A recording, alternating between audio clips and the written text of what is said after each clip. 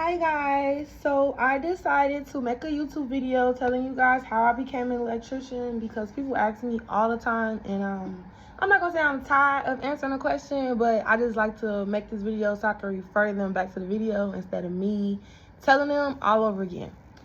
So basically this process took me about 4 months to a year, and I only say that because I took the test twice.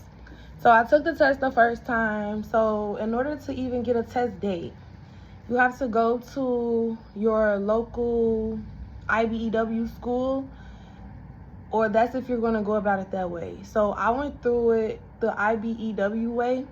So that school is located in Alsop, and every Wednesday they allow for you to come into the school and basically fill out an application. So in order to get the application, you have to bring your transcripts from high school, your social security card, and a $50 money order. Sorry if it's loud, I got the window open. But so after you come in on Wednesday and you submit your documents, they give you the application and you fill out the application. And if everything is good and checks out, then they give you a test date before you leave to let you know what day to come in and take your test. So I took my test probably 2 months after I actually went and got the application, because it's already a set date. So it doesn't matter when you go, but you just don't want to miss the opening and closing that they have. So initially how it works is you go do the application, wait on your test date, go take the test, and then you wait another probably 2 months before they call you and let you know if you got in. So for me, they had called me because I took both tests. So if you're not aware, it's the same test, but they look for different grades depending on which one you want to get in. So A card is the electrician that does it all, and then C card is the communication side of being an electrician. So you guys do like the Cat 6 and office building type of thing. So C card would be good for you if you are not wanting to do new construction and like be outside in the cold or like work too hard, because A card is really like construction working, and C card is like kind of like office working, even though they do come out to construction sites every now and then, but for the most part they are mainly in office workers. Okay, so back to the test. So once you get your test date, then you are to come to the school about 15 minutes before the time, or earlier if you like, and they sit you down, you get a number, you sign in, you have to bring your ID. You can't be late or they will turn you around, and that's where a lot of people like miss their opportunity, just not being on time. So it's good for you if you're one of the people who get chosen at the end, because all of these things is what determines if somebody makes it through or not. So for one, you gotta have all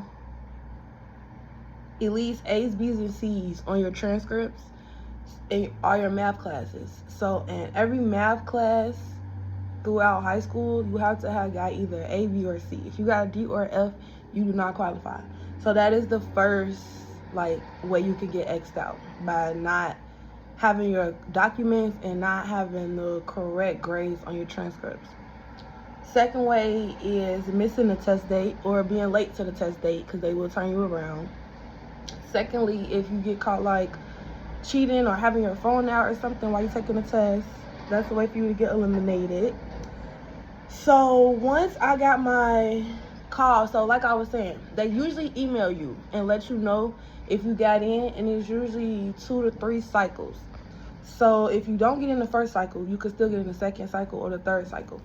So for me, I had took the test for both A card and C card, and the only way that you need to do that is by submitting 2 $50 money orders. So like I said, it's the same test, but 2 different money orders, because you're paying for one separately, then you're paying for the other. So that's why I received a call, because the second time I took my test, I passed and I qualified to get in both A card and C card. So they had to call me and ask me which one did I want to go with. And initially, I was not sure which one I wanted to go with. So I told them I would call them back. So me calling them back is what put me back a cycle. Because if I would have just made my decision right then on the phone, then I would have been in a January cycle. But since I had to call back, they kept on moving at the office and filling in the gaps. So then I got sent to the April cycle, which is what I'm in now. So the test have 4 different sections on it. At the moment, I can only think of 3 sections. So I'm going to get back to y'all for the 4th one. But I know the first one was algebra. The second one was mechanical reasoning. I can't think of the 3rd one, but the 4th one was paper folding. So I think a lot of people struggle with the paper folding, but I was actually good at the paper folding. So what it was like a drawing, and they had like a dotted line, and they asked you if they folded the paper this way, this way, this way, what would the paper look like at the end? And then there'll be options for you to decide if you folded this paper like these different ways, like what would it look like? So algebra was just that, just algebra, fractions and adding, subtracting, dividing them. And the mechanical reasoning was like, if it's a little girl swinging on a swing and she has 2 braids and she swings back, will her hair be forward or will her hair be backwards? Like stuff like that. So it was kind of challenging when you first like get into it, but once you start to understand the logic behind it, it's pretty simple. So like I said, the first time I took my test, I did not pass, but I got a 69. The second time I took my test, I passed and I got a 72. So that means the first time I wasn't that far off. So I really could have got in the first time if I would have studied a little bit more. But my second go around, I went through this program first with Chicago Women in Trades. So if there's any women out there in Illinois or Chicago looking to become an electrician, you should look into Chicago Women in Trades, and it's short CWIT. And they help you study for the test and get physically ready for the physical exam part and everything. And if you're not a woman, the school still offers a program before the test. It's called Jumpstart. So if you do Jumpstart, you get extra points on your test. So you get points on your test for different things. So if you do Jumpstart, if you already are a construction worker and you have like check stubs to prove you're a construction worker, if you got like sponsored by somebody and someone's vouching for you, it was different ways to get points. I know I had got points for going through the Chicago Women in Trade, and I had did the Jumpstart the time before. So even though I did the Jumpstart program before I took the test the first time, it still counted when I took the test the second time because it's good for a year. And I took the second time before the year was over. So I got points for Chicago Women in Trade. I got points for Jumpstart. I got a letter of recommendation from someone from my high school. So all of that stuff gives you points. Now let's get back into the test. So once you pass the test and everything, then you are to come back to the school again. And don't get me wrong, I did just do this, but I kind of already forgot exactly how the process went. But I know for a fact that it's orientation day. But before you make it to your orientation day, you have to pass drug test. And the drug test was urine and hair follicle. But as of, I believe, 2023, they no longer test for marijuana. So, yeah, I'm just leave that there. And also, you have to do like a physical exam. And the physical exam was easy until I got up into like the end part. So some of the things that you have to do for the physical exam is eye exam that they got to make sure that you can see. You have to like push. Okay. I don't even know why I fell. It didn't even fall. Okay, give me 1 second. So after the eye exam, I believe it was like, I don't even know how to explain it, but it's one of those little things where you have to push it and use your upper body strength and push and it's like a full like machine looking thing, but it's made to be push and pulled. So we had to push and pull that across the floor probably about 6 times. We had to be able to get into a crawl space, because as an electrician, you will need to be able to get in crawl spaces and stuff like that. So that made sense. We had to be able to go up and down stairs a couple of times. And I figured that that was to make sure that we're able to climb a ladder. But the thing that I struggled with that I'll never forget was, it was a crate, and the crate had 50 pounds in it. Now imagine, 50 pounds is not a lot, but what you had to do was be able to lift it above your head. So if you've never lifted anything above your head, then you need to start practicing now, because me personally, I had never lifted anything above my head before. So I struggled with that. But luckily, the guy had gave me like ample amount of chances to get it right. So then I had to just start watching, because after a while, everybody was at the lifting station with me because I couldn't get past. So now I'm watching everybody else's techniques and what they're doing to lift it over their head. And if I can remember, so it was a crate and it had like weights in it, the circle weights that goes on like the dumbbells. So it was weights inside the crate, and you lift the crate. So initially I lifted the crate like this, but once I got it to here, I couldn't get the crate over my head. So you needed to be able to see your face with the crate on top of your head. So I couldn't lift it up there. So I had to get smart, and I lifted the crate from the bottom to begin with. So instead of me picking the crate up, like, you know, a milk crate, it got like the 4 handles on each side with the triangle holes in it, you know.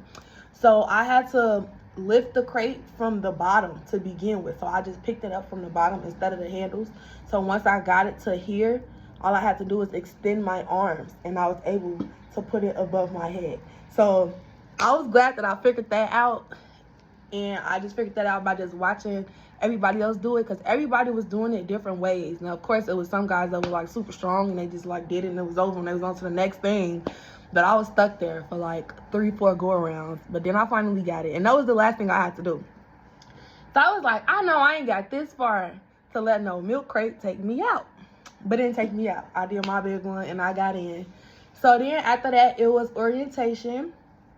And orientation was basically just all of the rules and letting us know that we couldn't be late, and we had to work out every day, and we had to receive a C or better in all our classes, letting us know what classroom we would be in, because they probably let in about 150 people each cycle. And like I said, I was the second cycle. So at that point, that was like 300 people.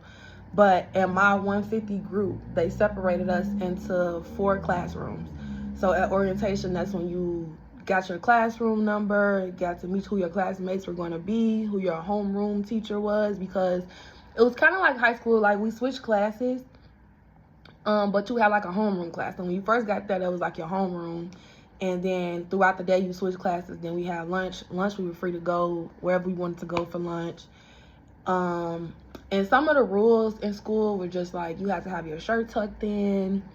You had to have your work boots on. Like, you could never wear regular shoes or Crocs or anything. Like, you got to be always looking like you're ready to go to work.